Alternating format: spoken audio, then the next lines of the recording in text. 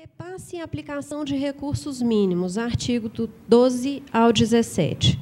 Os recursos da União serão repassados aos fundos de saúde e às unidades orçamentárias, e a lei é clara nessa ordem, do Ministério da Saúde, em contas específicas, mantidas por instituição oficial, observada a definição em ato próprio do Poder Executivo. Ao ler esses artigos, alguns de nós podemos pensar que se tratou de um privilégio para a União, porque muitos estados e talvez municípios tenham unidades orçamentárias e gestoras, tais quais o Ministério da Saúde tem. Mas essas unidades orçamentárias que a lei permitiu que tramitassem, entre aspas, por fora dos fundos de saúde para a União, se tratam especificamente das agências, né? ANS, Anvisa, e é um assunto muitíssimo interessante que seja discutido hoje à tarde, tanto com o Dr. Jean Uema, quanto com o Dr. Sadi Carnot, que podem trazer esse detalhamento. Haverá dúvidas sobre a constitucionalidade desse artigo? É possível que sim. É possível que sim, porque se tratou entes iguais de forma diferente, né? Movimentação dos recursos da União. Metodologia pactuada na CIT e aprovada no Conselho Nacional de Saúde. Então, aqui nesses artigos 17 e 18, nós podemos observar uma alteração do fluxo, não é? Uma metodologia de movimentação de recursos aprovada em tripartite, pactuada em tripartite e aprovada no Conselho, acerca das transferências de custeio. As transferências de investimento devem visar, prioritariamente, as reduções das desigualdades regionais para a garantia da integralidade. E as transferências serão fundo a fundo, sendo que os convênios serão celebrados apenas em caráter excepcional. A palavra utilizada pela lei é que os convênios serão celebrados em situações específicas. A movimentação dos recursos no âmbito do SUS, né, eu acho que aí as regras tanto valem para a União, quanto também irá valer também para os estados. Como o Zé Carlos colocou, a dificuldade de se... tem que ser bem negociado, bem estruturado, tem que ter uma proposta com clareza, porque senão, Zé, vai ser o inferno.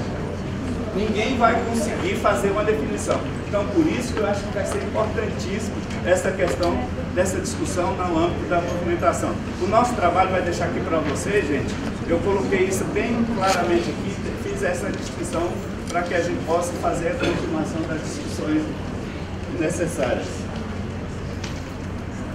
Os estados também, como o Zé Carlos colocou, não tinha anteriormente a lei complementar, a não ser alguns estados que já tinham na sua lei que instituiu o fundo, vamos dizer, a clareza de como é que esses recursos, né, agora poderão se dar através de forma regular e automática. Com relação à movimentação financeira que a lei estabelece, eu vou pontuando algumas questões e depois a gente... Estou pulando aqui algumas questões que necessitaria de projeção.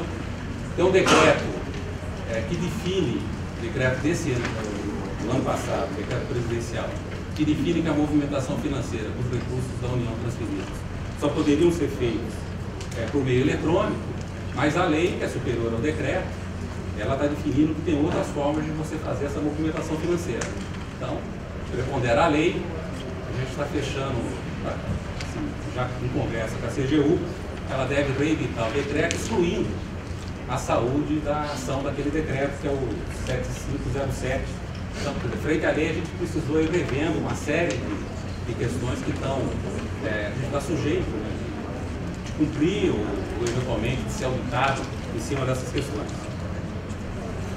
Tem uma questão que eu acho que é importante e que ela tem implicações. Aí eu aqui com o Sadi, com essa questão do fundo, transferência fundo a fundo, eu estruturei isso no Ministério em 94. Sempre fala assim, a gente brinca, né? É como se eu colocasse um filho do mundo, mas não educasse, não profissionalizasse. O Sadi pegou esse filho, educou, profissionalizou, deu rumo, aprendeu. E a gente se conheceu na transição. A gente sempre um ouviu falar do outro, mas aí na primeira transição de governo, eu coordenei um grupo em que a gente se conheceu. Ele ouvia falar de mim, eu ouvia falar dele. A gente de vez em quando se esbarrava aí nos eventos, mas nunca teve oportunidade de conversar e que a gente pensava nisso, que a gente estruturava isso. Então a gente tem um pouco dessa história do ponto de vista de você estabelecer com relação a fundo. A gente sempre coloca, o fundo ele teve uma importância fundamental. Lá no período anterior, a gente colocou no documento, quando a gente assumiu o governo, que era a época, lá em 90, o governo do Itamar, que era a ousadia de cumprir e fazer cumprir a lei. E dentro desse documento, que era a carta também do governo, Justo Carvalho, assessor do Justo Carvalho na época, era uma das condições, era viabilizar o fundo e dentro do fundo criar mecanismo de transferência, fundo a fundo, para você sair da questão convenial, desses mecanismos conveniais, já estava no documento original nosso, a proposta a gente pode viabilizar. Mas aí o que essa lei traz com relação a fundo? Para o nível federal, eu não vejo grandes implicações. Mas para estados e municípios tem implicações, porque o fundo passa a ser uma unidade orçamentária, que integraliza, depois o Sadi pode aprofundar um pouco mais sobre isso, quer dizer, que integraliza o conjunto dos